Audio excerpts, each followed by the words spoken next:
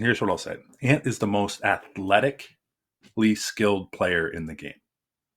Correct. Meaning his athleticism makes him that much better. So I'll say Jokic's probably the most naturally skilled player, just in the way of being able to distribute the ball, score, and so forth.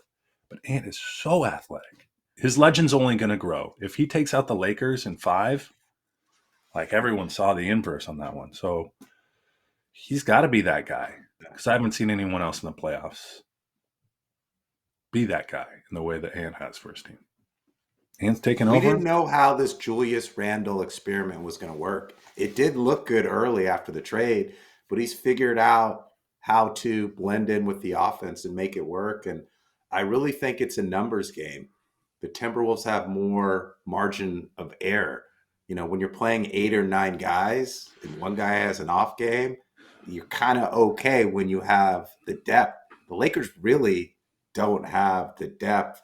And now I think they can win game 5, but then they got to go to Minnesota and win game 6 and then come back with Luka and LeBron playing 44 minutes a game. It's not going to happen. It's over. It is absolutely utterly over. Like the Lakers, they're done. They are done. Game over. Let's talk Rockets Warriors, can we? We can.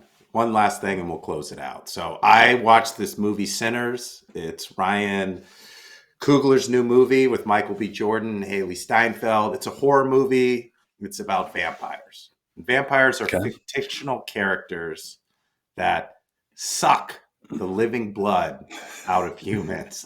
The Minnesota Timberwolves and Anthony Edwards are not fictional. They are real, and they are sucking the living life and blood out of the Los Angeles Lakers.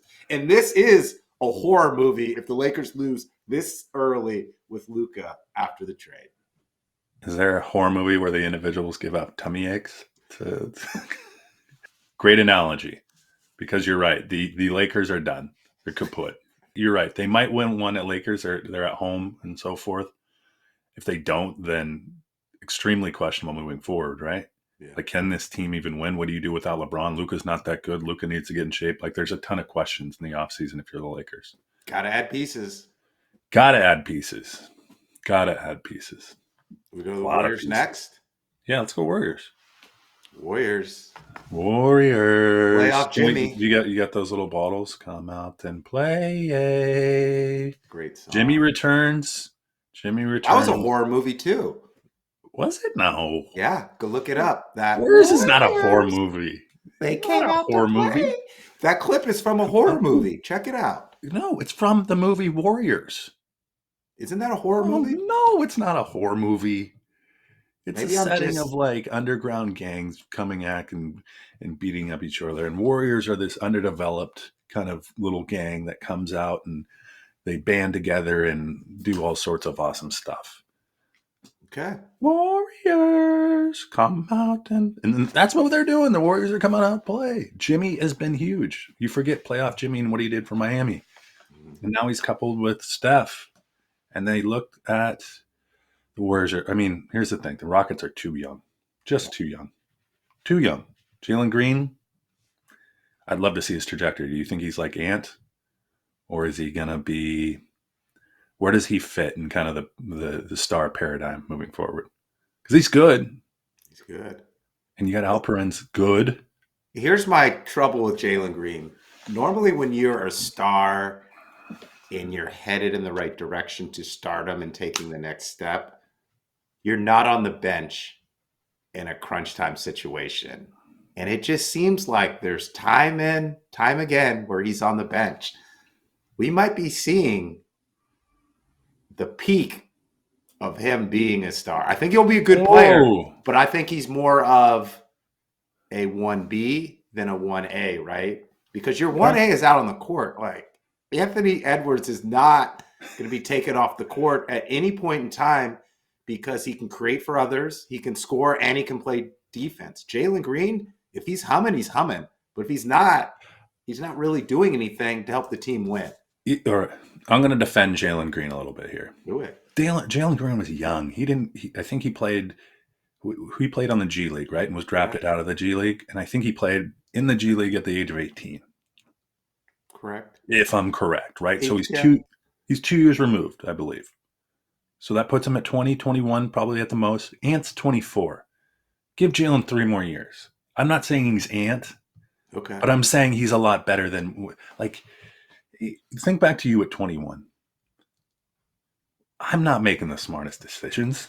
I'm Yeah. not like emotionally, like a lot of it becomes cognitive and like how he thinks about the game and what he can do and what he can't do and so forth. I think give him 3 more years. I'm not saying he's Ant, but he certainly hasn't, like his development hasn't, he's still on a very solid trajectory, in my opinion. He is, but it's about organization and fit. And what I guess worries me is not worries me. I think the best Houston Rockets players for that team may not be the best right now. Like, I think Amin Thompson is going to be better than Jalen Green. I think Şengün's going to take the next step. Jamari Smith, there might not be a position for him moving forward on that team because they have so many wings that they all almost cancel each other out. They do the exact same thing, except they don't really score in clutch time. That's why they need Fred VanVleet. Okay. Rockets need to make some changes. Let's table this because the Rockets don't, in my opinion, the Rockets do not need to make a ton of changes. Here's why. They are young. Like, let them develop. Jamari Smith. But you can't develop if you've got these people playing the same roles. It's too much redundancy. What I'm saying is they're still figuring it out. They got a lot of pieces. Like they just haven't put them in the puzzle correctly, and they're trying to. You need to make a playoff run like this to figure out what you got, right? Because if you're not in the playoffs, and you don't know how the players are going to perform in the clutch, and beyond that, this is their first time in the playoffs in some time. To go grab a number 2 seed, I think they surprised a lot of people in the regular season. You get to the playoffs and you figure out who you are. And what we're seeing is they're just too young relative to the Warriors. Warriors are experienced. They know how to play the game. Jimmy Butler and Steph Curry have probably played in 10 times as many playoff games as the entire Rockets roster combined. Like that's got to be it, right? So they understand how to play. The Rockets don't understand how to play in a playoff series. I think it's more than that. I think they don't have the right pieces around them because their best offense is an offensive rebound. Like they don't have any shooters. They need complementary pieces is all I'm saying. It's like a lot of redundancy from like Amin Thompson, Jalen Green, Jabari Smith. They all look a little too much alike. I think one of them's got to go and they need another role player to kind of fit in the team. That's all I'm saying. Don't do anything. It's not broken yet because it hasn't been broken. Right? Like my thing is about to be broken and let it develop. Hey, let it develop. It's a piece of clay. You're just forming it right now. It's not like it's hardened and fallen over. It still hasn't been cast yet. Just give it some time. I like what you did there. It said a little piece of clay, Warriors. It's not hardened and fallen over. James Harden. Wow, you're on a heater today. Look at that. There's just subliminal messages. Let's talk Warriors. Let's talk Warriors because one thing I like is that the Santa Clara kid. Pods? He's become a very nice complementary piece to Steph, or kind of a 1B, 1A when he's not on the court. No? Is my assumption wrong? Go. I was trying to give you credit for there's like this Santa Clara. Here's the thing with Podziemski. If he comes out and he hits his first 2 shots, he's like Reggie Miller. Like he can't be stopped. His confidence is at an all-time high. He's moving around. He's playing well. If he misses his first couple shots, he gets a little hesitant, deer in headlights, turning the ball over, and all of a sudden he's like the guy in pickup ball that you would not draft on your team to win. I think he's more of a third best player on the team. And he's getting these shots and he's hitting them. So hats off to him. The Warriors definitely need it because the Rockets are doing everything in their power to take away Steph Curry. And when you do that, you leave other people open, and him and Buddy are the difference along with Jimmy. Because if this happened earlier in the year where Steph has 17 points, the Warriors aren't winning this game. No. Jimmy had 26 points. I think Pods fits into the team. The Rockets need someone like Pods and Buddy Hield is all I'm saying. You need your stars and your closer, and you need your role players. He's good. He's not great. He fits into the system, but he's got to hit his first 2 shots, or else get him out of there, put him on the bench. Well, you have to shoot to score, right? And more often than not, he's probably your best option on the court. When Curry and Butler are on the bench, right? He's probably option 1A, right? And so you've got to short. That's a coach isn't going to say, all right, go. We know you're our best scoring option. Go in there and try to distribute. No, they're going to go out there, get your shots up, right? Because we need someone to at least be a threat to score. Because it's not Dreymond Green. It's not a lot of the pieces that the Warriors will have on their second team on the floor unit. How far can the Warriors go? Assume that the Timberwolves, we already know the Thunder have moved on. Who's our last? I got to take it one series at a time, because what the Warriors do and Steve Kerr, it's all about matchups and adjustments. If Minnesota moves on, they're a bigger, stronger, probably more athletic team. I got to come back to that one. Okay. It's going to be tough. It's always tough. It's the NBA playoffs. Like, look at the Pistons next series. My goodness. That thing, it's a soap opera every time out there. Well, so is Draymond Green, these fouls, the technicals. But what you can't argue is his defense. So I was watching Game 4. Şengün had 9 points in the first half. Like, one-on-one, Draymond can guard Şengün. He got in foul trouble. He got some flagrants. He went to the bench, and Şengün went off. Mm-hmm. Like, all of a sudden, he had the ball, and he was getting to the hole, and he was scoring. I think he had 22 points when Dreymond was on the bench. Dreymond comes back in, and he can't score to close out the game. So love him or hate him, his defense is really what stands out for the Warriors. It's the only reason he's in the league. Let's be honest. Like, the staying power is the defense for Draymond. He's not it's that, and it's the intangibles. And what I mean by that, technical fouls. Oh yeah, I'm being serious. Like, he brings the energy when he is on the ground and gets up. All of a sudden, his foot's on someone's head. He's like the little brother that's just constantly just poking at you all game until you snap. He does the little things that takes you out of your game. When you're talking to Dreymond, it's over. Like, don't do it. He's in your head. He does it. He can do it. He's the antagonist. Dylan Brooks going. Yeah. He's the antagonist within the movie. Within the game, he's the antagonist. Like, he's going to find a way to get to you. Yeah. And take your mind off. He's probably made $100 million off being a great defender and an antagonist. Watch him do movies after he's done playing. NFL. Yeah. Yes. Hawks, phenomenal draft. A+. Great draft. Across the board, A+. Yeah. Royo, if he's healthy, he's a threat. And he's a third-round guy. Love our linemen. Milroe, we talked about Milroe. Perfect situation for the Hawks. McDonald. Great safety. Yeah, great safety. Great offensive line. That guard they got out of North Dakota State. Wonderful. Just do it. Guy you needed to just ground in kind of the bedrock of the draft, if you would. Good foundation. What's the prognosis on the Niners draft?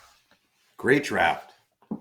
Because it was a defensive-minded draft. Last couple of years, they're drafting wide receivers and personnel when they needed defense. Like, if you go back to when the Niners were dominant and considered one of the better teams in the league, it was with defense. They got to the quarterback and they stopped the run. But the last couple of years, they haven't been able to do that because they had to let go of players to pay Purdy. Like Eric Armstead, gone. DeForest Buckner, gone. Dre Greenwald, gone. So what do? First 5 draft picks, all defensive players. Mikael Williams can stop the edge or stand up a runner, stop the run. They got Alfred Collins, maybe a little early, but then they doubled down and got CJ West. And then they got Nick Martin at linebacker. So it's pretty clear. Armstead gone. We're going to get Williams. Buckner gone. We're going to get Collins and West.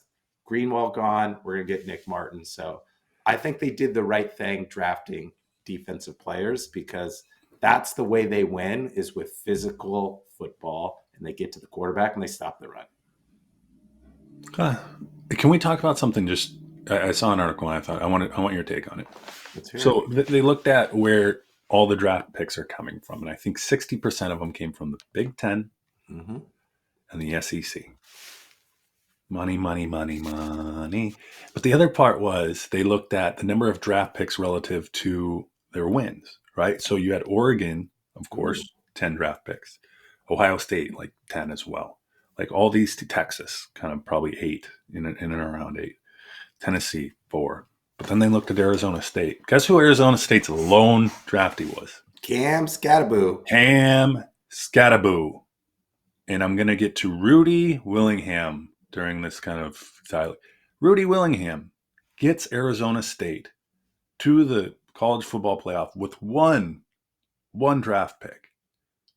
Oh. So is the narrative that, wow. Kenny Dillingham. Kenny, what do I call him? Rudy. Rudy. I'm like, who the heck is Rudy? He does look like Rudy, though. I think I know a Rudy Willingham. Or there's a Rudy Yeah. Willingham. There's a Rudy Willingham out there. Shout out to Rudy Willingham. Kenny Dillingham. So if I'm you, K1, would you rather, you're a coach, see only one guy go and you make it that far where everyone's going, wow, Kyle, you only had one draft pick, but yet you made it this far? Or would you have 10 draft picks and you make it just a bit farther and everyone's going, yeah, you had a ton of talent, Kyle, and you did little with it?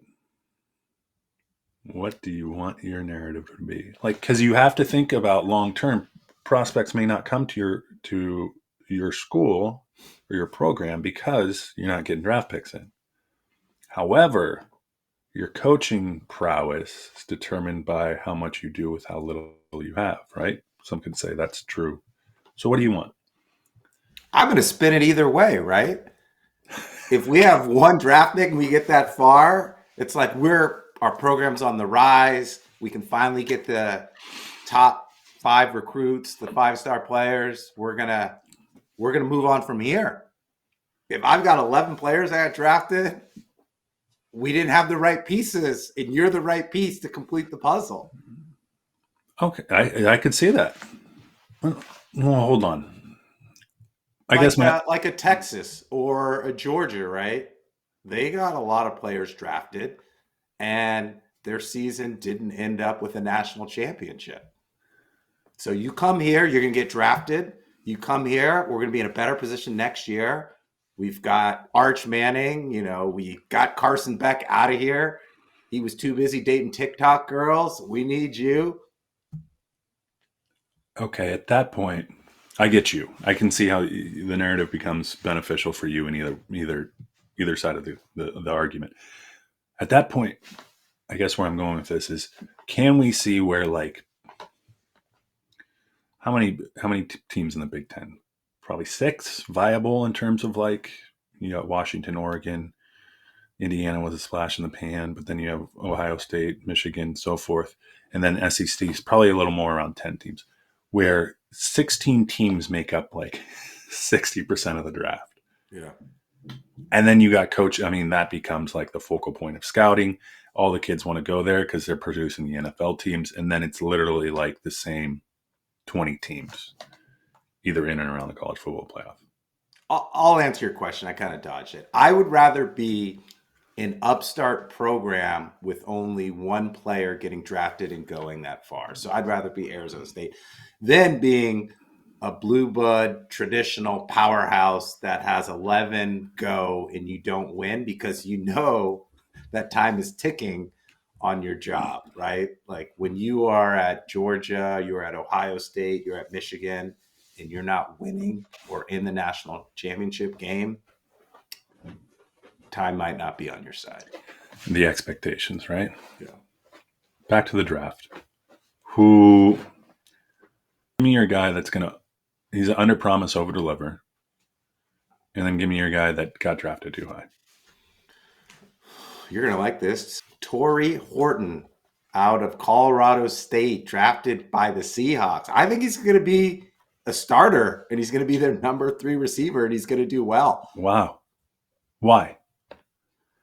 I think he's a good fit for that system and that offense. And if you can get a skilled player who isn't overvalued or who's overlooked, like not a lot of people watch Colorado State play. I watched a couple games because they played Colorado, and he was actually getting open running all these right routes. Granted, it was against Colorado, but he didn't really have the best quarterback throwing to him. I think he's going to excel in Seattle. Watch out for that pick. I'm all over the Seahawks. And who do they get? The running back out of Miami, Martin?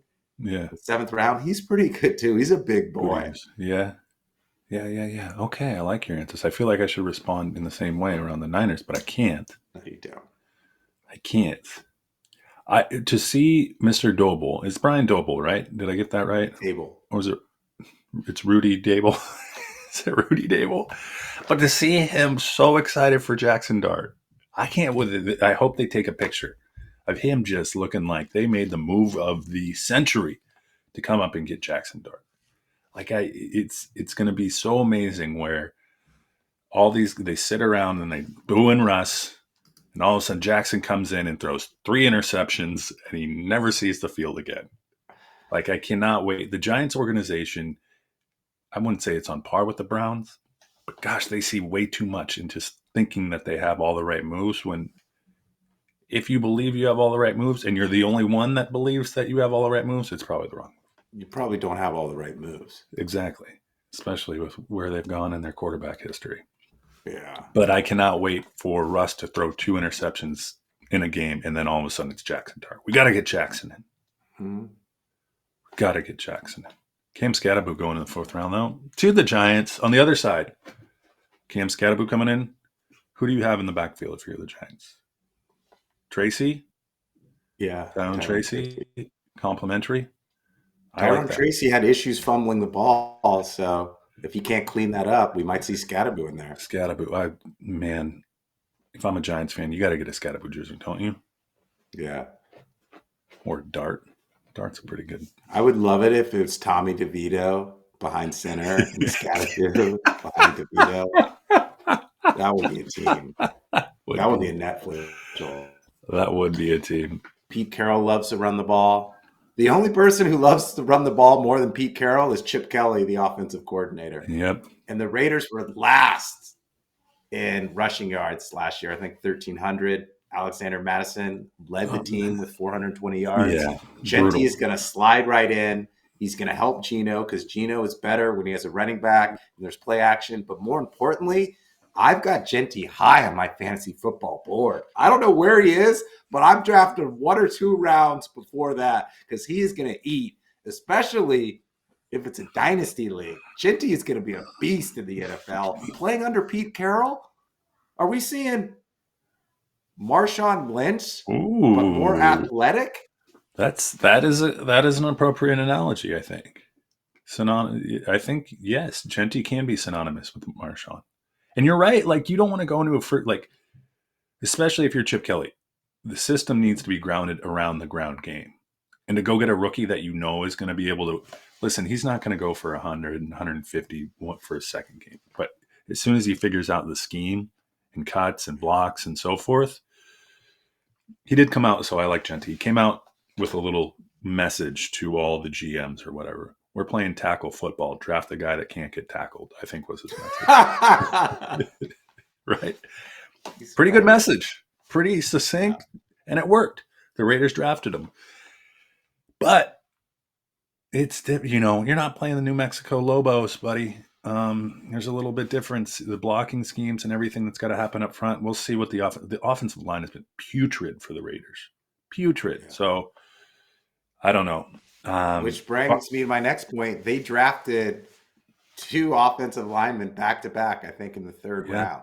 Yeah. And what I also like is Chip Kelly, he loves spread offenses. He loves to run trips. And when you're running trips, it's a little light in the box. I think Jeanty's going to put up a great offensive year. But you had a great question. Can Travis Hunter win Offensive Player of the Year and Defensive Player of the Year? I think the organization, like you as an organization, probably have to determine what he's going to play primarily, right? That's not to say that your wide receivers behind Brian Thomas Jr. Like it has to be relative, right? Is Travis Hunter better than every one of your other receivers than Brian Thomas Jr.? If the answer is yes, and he gives you the best chance to win, he's got to play wide receiver too. Yeah. And you don't move up to draft the guy to simply sit him at cornerback. When's the last time someone's done that? You want the versatility of that, or at least get him out there in space. I don't know. To answer my own question, yes, do it. Why not? Let him win it. I mean, my gosh, the kid's extremely talented. And I love what they did. Jacksonville, Duval, they wanted to bring some interest back into the organization. And the first year GM does it. Boom, make a splash.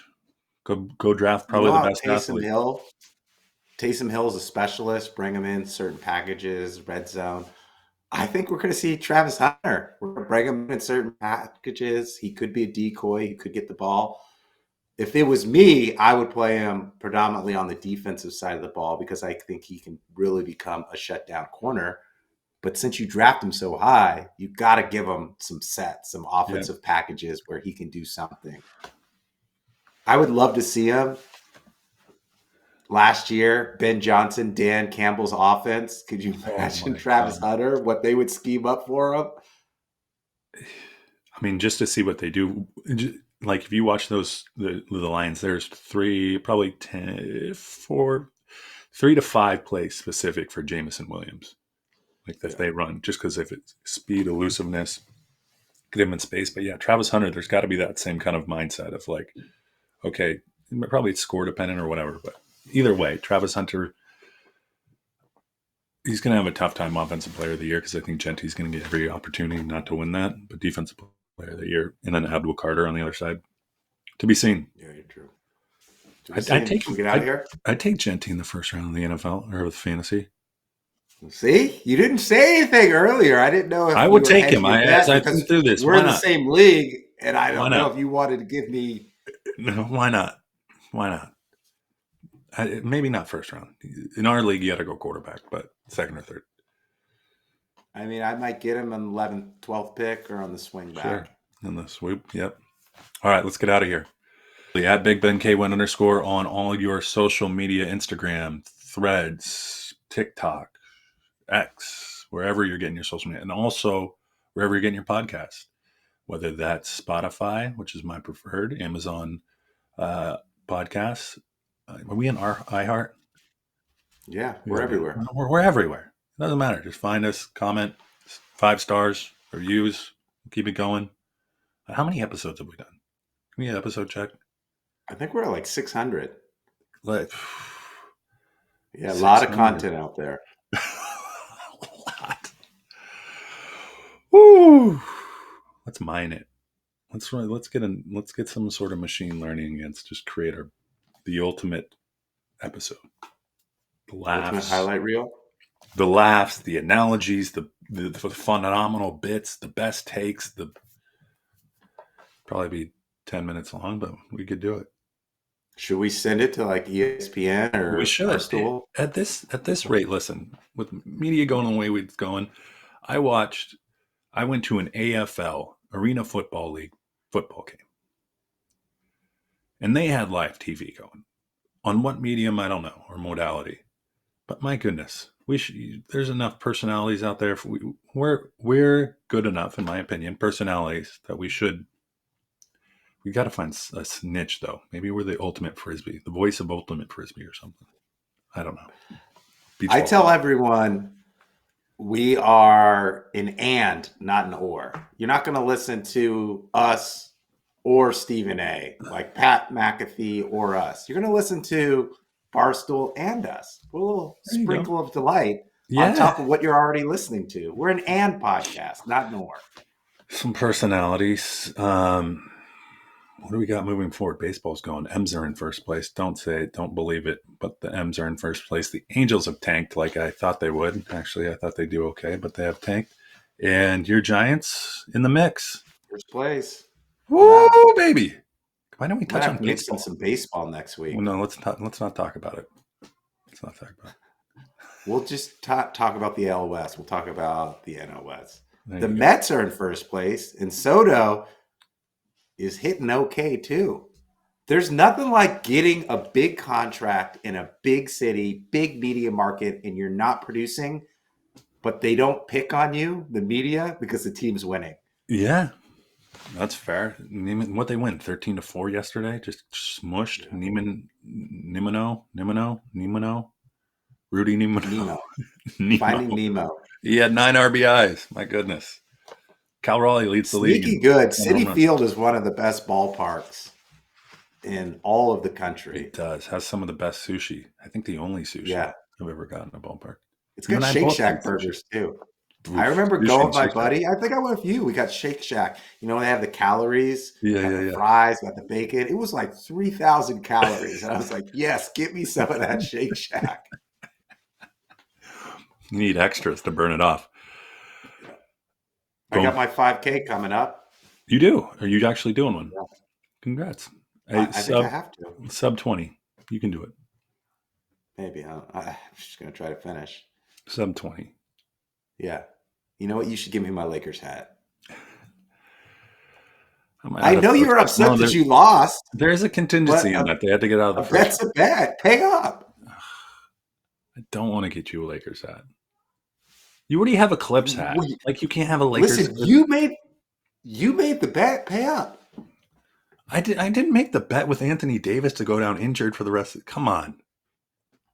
That's Lakers don't have depth. They only played 5 players all season. Oh, you're The not. You're chances not. of me winning that bet were very slim. What? Slim until Anthony Davis goes down. That's my point. It wasn't a fair bet. It wasn't. Stop it. You can't convince me that it was a fair bet. The bet At was the time with we made Anthony the bet, Davis, it was fair. but very, very quickly. It wasn't as though there was a. I mean, it was a sucker's bet that I took. And I am a But sucker. you proposed it. I did. I should have written in some stipulations of the bet. Okay, I'll get you It's your. like a fantasy GM that offers you a bet. You know what I'm going to do? Too late. You know what I'm going to do? I'm going to find a nice Lakers hat at Goodwill. Send it on down to you. You never said it had to be No, new. it's got to be a new hat. No, you never said. See, Yeah. that's the thing. Nope. My I don't discretion. want Any Lakers hat. what if I get hair lice or dandruff? No, I'll make sure it's no hair lice, but there might be some sweat stains on it. At this point, I just want my Lakers hat because you owe it to me. So just find it. I agree, and I'll get you one. Yellow, brand spanking new. I'm out. I got to walk my dog. Oh.